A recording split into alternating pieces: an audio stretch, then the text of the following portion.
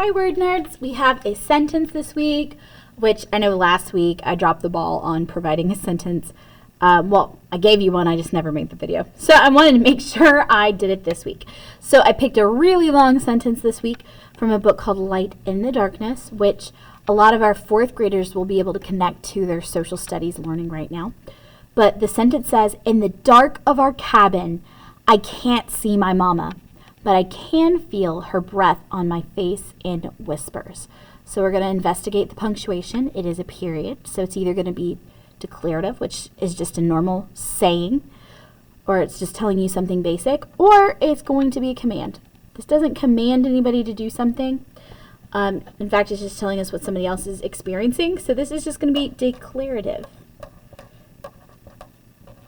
We're going to have a more interesting sentence structure today, one we haven't had in a while. We'll get back to that in a second. Let's look for our person, places, or things. So if I'm reading the sentence, I know I definitely see cabin, which is a place. So we're going to consider that a noun, and that would be a concrete noun. Can't see my mama, but I can feel her breath. Breath is a thing. On my face, a face is a thing. And that's it. Now, there are plenty of things in this sentence that also have pronouns, which are replacing the word for characters. So right here we have our cabin. It doesn't repeat the characters' names, so that's a pronoun. We have I, that's the name of the main character, whoever's speaking, so that's a pronoun. I can't see my mama, so it doesn't name the mama's name. Oh, wait, we forgot a noun. So mama is a noun, it's a person, but my is a pronoun. I bet some of you are already thinking, oh, Miss Phillips forgot a noun. Okay, so we have I and her and my again. Lots and lots and lots of pronouns in this one. Pronoun, and pronoun. All right, I'm going to tell you guys, there actually is another one, but I skipped over it first intentionally because in many of our minds, dark is an adjective. It's describing something. But if we look at it in this particular sentence, it says, in the dark of our cabin. So it's not just talking about the fact that it is dark and describing the cabin's room as being dark. It's referring to the dark almost as if it's a thing. So in this particular sentence, the way that they are using in the dark, it makes dark a noun. I think the fact that it has an article in front of it really helps point out that that one's being used as a noun this time. All right, and there's another thing that's in this sentence that's not being used the way we would necessarily expect it to be. So let's just keep moving. So let's look for our action words. So we have in the dark of our cabin, I can't see. Okay, we know that see for sure is a verb. But before it, we have things that are either linking or helping that verb. And it's our contraction right here, can't. So cannot, I cannot see. Both of those together would be helping see operate as a verb. So we're going to put verb right here, but it's also a contraction.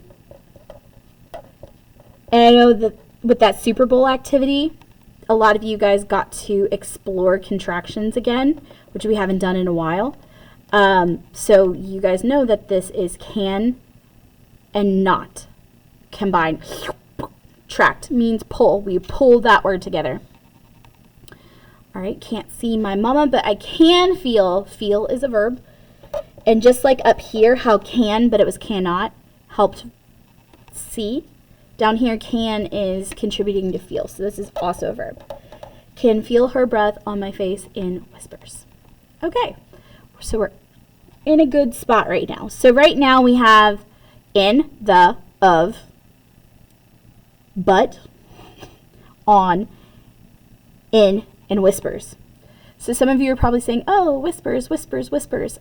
It has an S on it. It's a plural noun. Okay, well, if we're talking about this right here, it's a real whisper. That would be a noun because, well, actually it's kind of an action. But the way they're using it here is almost like an adjective because they're trying to create figurative language right here, so it's being used like an adjective.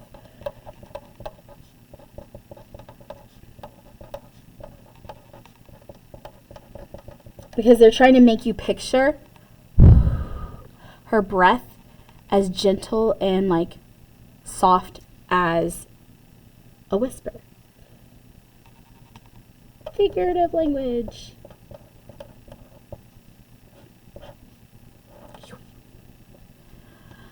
Okay, so we have the article, the. Article are those short words, a, an, and the. Article. So we have in, of, but, on, and in. So I will tell you that all but one of those words are all the same part of speech. This author seems to like to repeat a lot of things like pronouns and this other part of speech. So in, of, on, and in, those are all prepositions. Those prepositions are helping with the positioning in the dark. Of, a cabin. On, face. In, whispers. So we're going to do preposition. I'll write the whole word for the first one, but after that we can just write P-R-E-P. Prep, prep, prep. Prep. And prep. All right, and right here, but is the last word. And the reason I left that until last, and I'm going to highlight it, is because Miss Sisk is going to be doing a lesson this week. Oh, sorry, there's an announcement. Miss Candy, we have an alarm going off, if you could check that. Miss Candy, if you could please check that alarm that's going off. Ooh, the drama. I have no idea what the alarm is, but we're all good. Okay, so we have the word but right here, and it has a comma before it.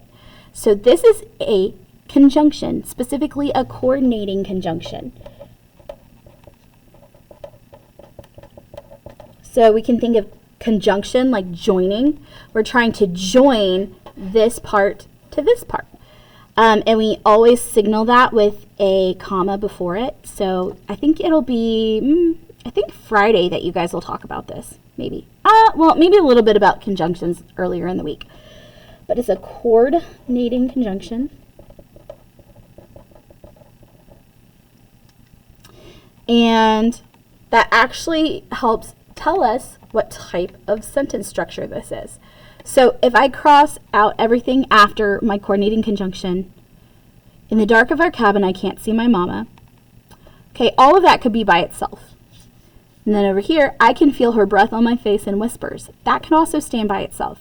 So that conjunction, that coordinating conjunction, actually is joining two independent clauses. They could each be by themselves. They don't need each other to make sense. So this is going to make this a compound sentence. Just like a compound word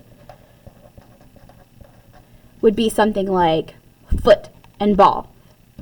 By themselves they make sense, but together they make more sense. They make a new idea together. Or like, I was going to say kickball, but that's very similar to football. Butterfly. Fly makes sense by itself. Butter makes sense by itself, but together, butterfly makes a new word. It's similar to this. All right, so because it's a compound sentence, we're actually going to have two subjects and two predicates. So I'm going to make a line right there because there's two. So in our first independent clause, I'm going to look for my verbs because my verbs are going to be the predicates and the subjects are going to be what's doing the verb.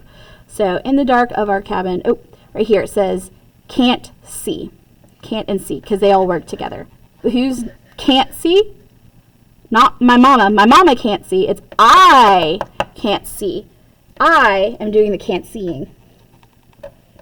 Can't see. All right, and this one right here. We have can feel are the two verbs. Yep. And who can feel? Not her. I. I can feel. So once again, it's going to be I. I can feel. All right, this was a very long sentence, Surgeon. It's almost 10 minutes long, but you guys got it. Bye.